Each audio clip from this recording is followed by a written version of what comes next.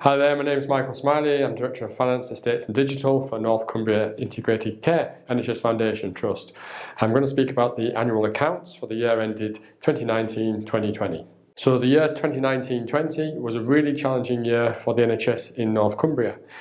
We had a period whereby our services were escalated and also we had some large transactions to deliver. In 2019-20, we also had to respond to the start of the pandemic. So overall, what that meant was, as a trust, we had a deficit that was more worse than our plan.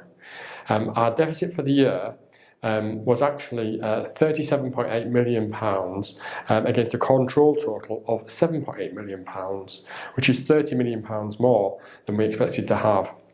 Now that's because of the factors that we encountered during the year. As I've mentioned, our services were under pressure and also we had to respond to the COVID-19 response. Our accounts were able to be signed off by our auditors.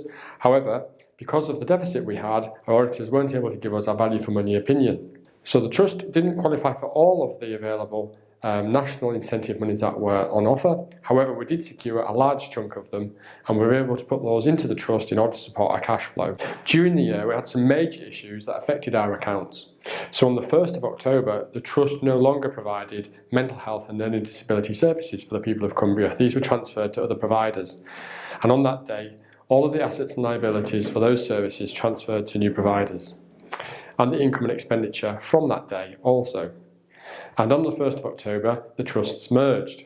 And that meant that from the 1st of October, all of the assets and liabilities of the old North Cumbria Hospitals Trust were transferred to the trust. And also from then onwards, we took in place all the income and expenditure for those services.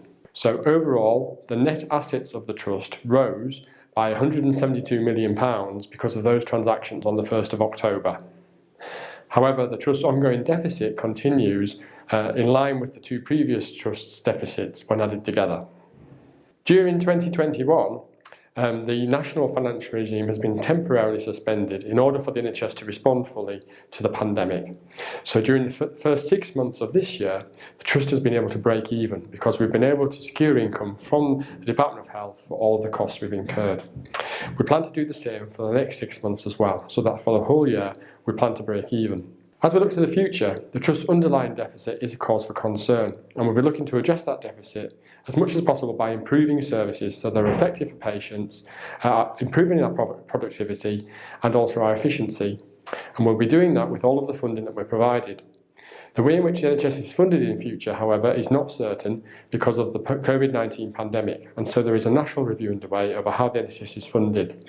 We're going to be taking part in that review, and obviously we'll be planning our finances accordingly with the outcomes of that once it's known.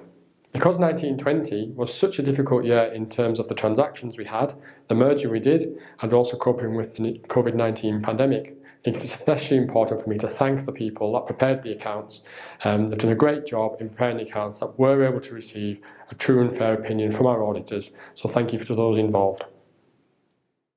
Ncic Governors' Council elections. These are the results of the election held in 2019.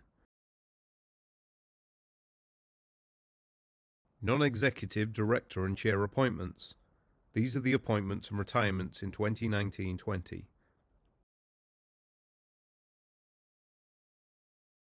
Ncic Trust Constitution.